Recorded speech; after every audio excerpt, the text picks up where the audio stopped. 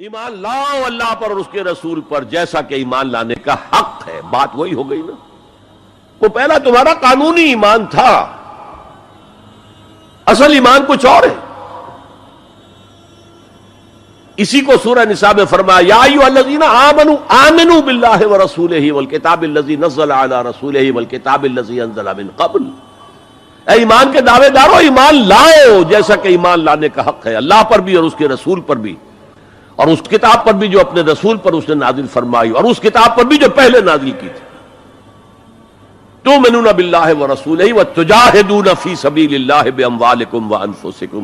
بالکل وہی آیت نمبر 15 بن گئی کہ نہیں سورہ حجرات کی.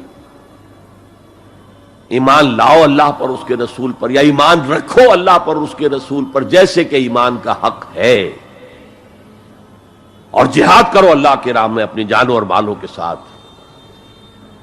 تؤمنون باللہ ورسولہ وتجاہدون فی سبیل اللہ باموالکم وانفسکم ذالکم خیر لکم ان کنتم تعلمون.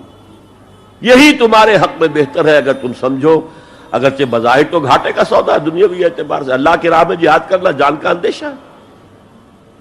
قتال کے لیے نکلنا جان کا، جو اگر بچ کے آ گئے تو ایک نئی زندگی سمجھیے، ورنہ انسان میدان جنگ میں جاتا ہے تو جان ہتھیلی پر رکھ کر جاتا ہے. مال مانگا جا رہا ہے اللہ کی راہ میں، مال دے کر دنیا میں تو بہرحال دولت کی کمی کا احساس ہوتا ہے نا. اگرچہ تمہیں گھاٹے کا سودا نظر آتا ہے، حقیقت میں یہی نفع کا سودا ہے اگر تمہارے پاس علم حقیقی ہے. اب ان دو مقامات سے جو نتیجہ میں نے نکالا، there can be no ایمان without jihad فی سبیل اللہ. There can be no salvation on the day of judgment without jihad فی سبیل اللہ. کس قدر اہم ہے جہاد فی سبیل اللہ کو اب سمجھنا، اس کے تقاضوں کو جاننا، اس کی شرائط کا فہم حاصل کرنا. اس ضمن میں جو دنیا میں آج غلط فہمیاں پھیلی ہوئی ہیں اور زبردستی پھیلائی بھی جا رہی ہیں جان بوجھ کر، اس کا اصل سبب ہم خود ہیں. ہماری بہت بڑی غلطی ہوئی کہ ہم نے جہاد اور قتال کو ہم مانی قرار دے دیا. یہ بھی جوڑا وہی ہے، عام اور خاص. لیکن جہاد اور قتال یہ ہم مانی نہیں ہیں، سینونیمس نہیں ہیں. اسی لیے میں نے سورہ صف کی آیت نمبر 4 بھی آپ کو سنائی. اب یہ اس اعتبار سے جہاد اور قتال فی سبیل اللہ پر قرآن مجید کی جامع ترین صورت ہے. کل 14 آیتیں، اس میں جہاد فی سبیل اللہ کا ذکر بھی ہے یہ آیت نمبر 11 کے اندر، اور آیت نمبر 4 میں قتال فی سبیل اللہ کا حکم بھی ہے. ان اللہ یحب الذین یقاتلون فی سبیلہ صفا کانہم بنیان مرصوص. اللہ کو محبوب تو وہ بندے ہیں اس کے جو اس کی راہ میں جنگ کرتے ہیں صفیں باندھ کر گویا کہ سیسا پلائی ہوئی دیوار ہے. قتال فی سبیل اللہ، جہاد فی سبیل اللہ، دو اصطلاحات ہیں، ان کا مفہوم بالکل ایک تو نہیں ہو سکتا. ہمارے ہاں ان دونوں کو مترادف قرار دے دیا. اس کے نتائج کیا نکلے؟ قتال ہر وقت تو ہوتا ہی نہیں، لہذا جہاد ثانوی شے ہو گیا، اس کی اہمیت ہی نہیں رہی. وہ جو بیک برنر کی جگہ ہوتی ہے وہاں رکھ دیا گیا. بعض لوگوں نے ایک اور غلطی کی اس کے برعکس، جہاد کی اہمیت کے پیش نظر انہوں نے اسے ارکان اسلام میں داخل کر دیا. یہ بہت بڑی جسارت ہے،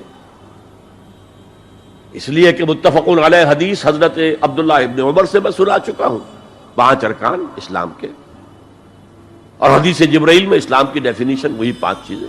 6ٹھی چیز داخل کرنے کا کسی کو حق نہیں. ارکان اسلام میں جہاد فی سبیل اللہ شامل ہے، ارکان ایمان میں شامل ہے. There can be no ایمان without جہاد فی سبیل اللہ, and there can be no salvation. نجات کا کوئی امکان نہیں ہے اگر جہاد فی سبیل اللہ نہیں. ہم نے مترادف بنا کر ایک طرف تو سیکنڈری حیثیت دے دی اس کو, اور اس سے ستم بالائے ستم. مسلمان جنگ کرے وہ جہاد فی سبیل اللہ ہے. مسلمان بادشاہ ہے, زانی ہے, شرابی ہے, بدماش ہے, عیاش ہے, اور وہ صرف کسی اپنے پڑوسی غیر مسلم ملک پر حملہ کر رہا ہے تاکہ اس کی ریونیوز بڑھ جائیں, اس کی آمدنی بڑھ جائے, اس کی عیاشیوں کا میں اضافہ ہو جائے, وہ اور زیادہ بڑے محل بنائے. تو اس کی جنگ جہاد فی سبیل اللہ ہوگی. ہم نے بدنام کیا جہاد فی سبیل اللہ کو. اب غیر مسلم تو یہ سب کچھ دیکھتے ہیں، جہاد کسے کہتے ہیں؟ اسی کے اعتبار سے پھر مفہوم ان کے سامنے آتا. یہ مغالطہ ہم نے ڈالا، اس کے نتائج آج ہم بھگت رہے ہیں. اب سمجھیے مثبت طور پر جہاد فی سبیل اللہ ہے کیا، اس کے مراحل کیا ہیں. اب دیکھیے یہ جو جہاد ہے یہ اس کائنات کی سب سے بڑی حقیقت ہے. Every living organism on this planet is continuously in جہاد. آپ خود کہتے ہیں اسٹرگل فار ایگزسٹنس. مقابلہ نہیں ہوتا اس میں. کاروبار میں مقابلہ ہو رہا ہے، ملازمتوں میں مقابلہ ہو رہا ہے، مقابلوں کے امتحان ہو رہے ہیں. حیوانات جرثومے چھوٹے چھوٹے سے اسٹرگل فار ایگزسٹنس. اسے جہاد زندگانی کہیں گے آپ، جہاد زندگی. Every living creature, every living organism is engaged in continuous جہاد، اسٹرگل فار ایگزسٹنس. اس کو جہاد زندگانی کا لفظ دیا اقبال نے. یقین محکم عمل پہم محبت فاتح عالم، جہاد زندگانی میں ہے یہ مردوں کی شمشیریں. اچھا مسلمان بھی جب یہ کام کرتا ہے، جہد للبقاء، اسٹرگل فار ایگزسٹنس، اگر وہ شریعت کے احکام کے مطابق کر رہا ہے تو یہ عبادت ہے. اگر حرام ذریعے استعمال کر رہا ہے، غلط ذریعے استعمال کر رہا ہے، دھوکہ دے رہا ہے، جھوٹی قسمیں کھا رہا ہے، تو یہ حرام کے درجے میں چلا گیا. اور اگر آپ اپنی اس جہد بقا کو، جہاد وجود کو، جہاد زندگانی کو اسلام کے اصولوں کے مطابق کر رہے ہیں، یہ عبادت ہے. حضور نے فرمایا القاسم و حبیب اللہ، جو شخص محنت کر کے کماتا ہے وہ اللہ کا ساتھی، اللہ کا دوست ہے، حبیب اللہ. اور سب سے بہترین کھانا بتایا وہ ہے رزق جو اپنے ہاتھ کی کمائی سے ہو، محنت، مشقت. بہرحال یہ جہاد کا ایک آغاز ہے. میں نے کہا تھا یہ یونیورسل فینومینن ہے، یونیورسل. اس کائنات کی سب سے بڑی حقیقت یہی ہے. اس سے اوپر اٹھیے، انسانی سطح پر سب سے بڑا جہاد اپنے حقوق کا حصول، the freedom struggle, the struggle for self determination. کوئی قوم آ کر آپ پر حاکم ہو گئی، اس سے نجات حاصل کرنا.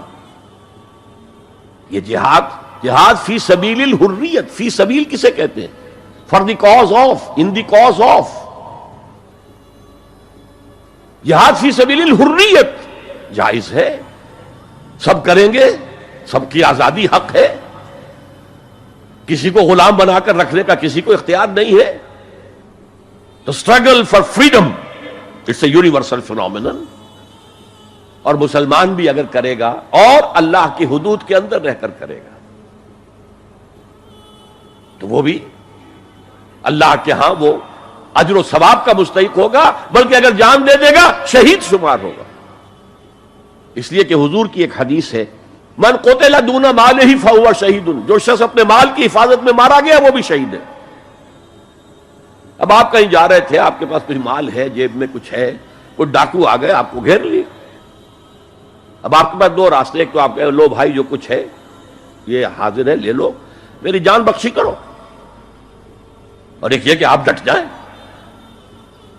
اس ڈٹ جانے میں اگر جان چلی گئی تو آپ شہید ہیں.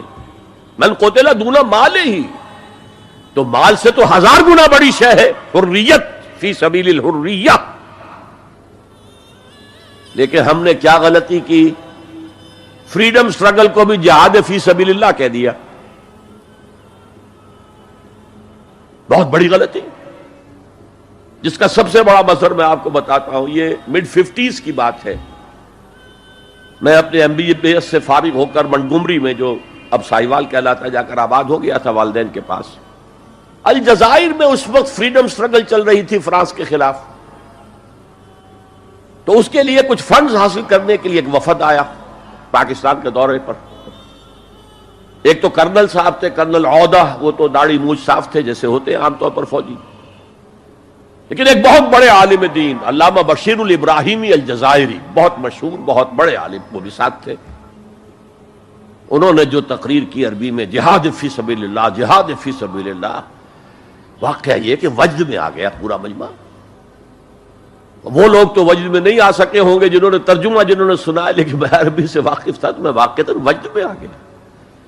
قرآن کا بیان، حدیث کے بیان، جہاد فی سبیل اللہ کی اہمیت، جہاد فی سبیل اللہ کا مقام و مرتبہ۔ اچھا جو بھی ہو سکا پیسے ہم نے جمع کیے، کمیٹی بنائی، تھیلی پیش کی۔ Now prepare for the shock۔ جب یہ جہاد کامیاب ہوا تو ایک سوشلسٹ ریاست قائم ہو گئی۔ How come? اگر یہ جہاد فی سبیل اللہ تھا تو اسلامی ریاست قائم ہونی چاہیے تھی۔